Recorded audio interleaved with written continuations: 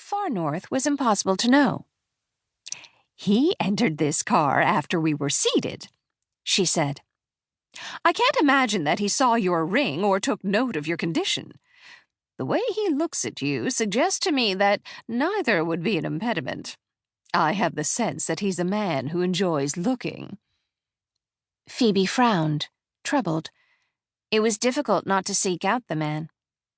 Mrs. Tyler's smile faded along with the lines at the corner of her eyes. 2 small vertical creases appeared between her eyebrows. "Oh, I see that I've done harm. Nothing I said was meant to worry you. I thought you would be flattered, or at least diverted. It seemed to me you were in need of a bit of diversion, but clearly I mistook the matter." She twisted the brilliant cut pear-shaped diamond ring on her finger. "My husband will tell you that I frequently say what's on my mind with no sense that my observations might not be well received. I do apologize." "There's no need that you should." Force of habit had Phoebe responding quickly. Too quickly, perhaps, to give her words the weight of sincerity. "Truly, you aren't wrong that I am in need of a bit of diversion." "Well, if you're sure." Mrs. Tyler said the words uncertainly, but she did not wait for confirmation before she plunged ahead. 4 seats in front on the left.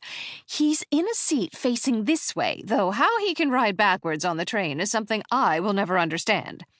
He's wearing a black duster and black silver-banded hat. Quick, look now." Phoebe did.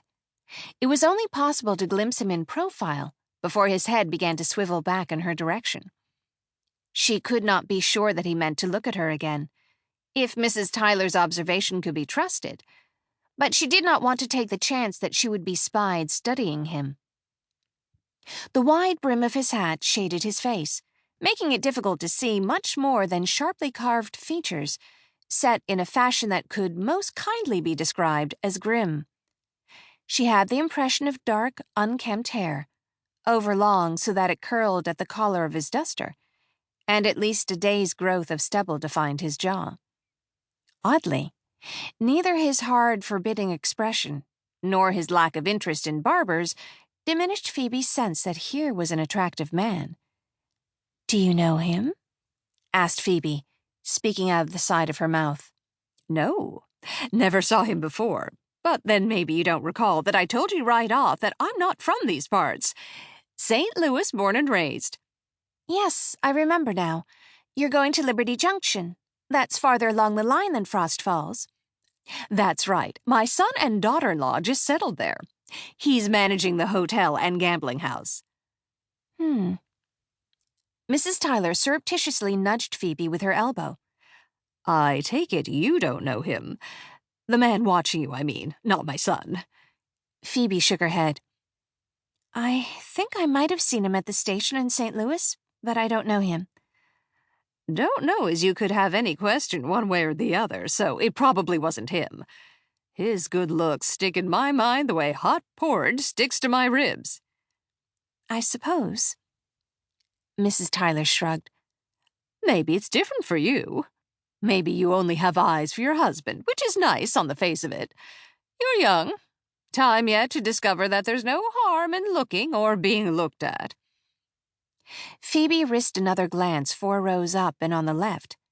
The gentleman, and Phoebe was resolute in naming him as such, had reclined in his seat as much as space would allow. He had shifted his long legs into the aisle and rested one boot across the other. His arms were folded against his chest and his head was bowed. She imagined that beneath the brim that obscured his face, his eyes were closed. Phoebe felt completely at ease studying him, until she noticed the bulge under the duster at his right hip. "He's carrying a gun," she said. Mrs. Tyler nodded, and amusement crept into her features again. "I do believe you're right, but I hardly imagine he's alone. Surely you've read some of the popular dime novels? Nat Church is a favorite of mine, and I don't mind saying so." "Mine also.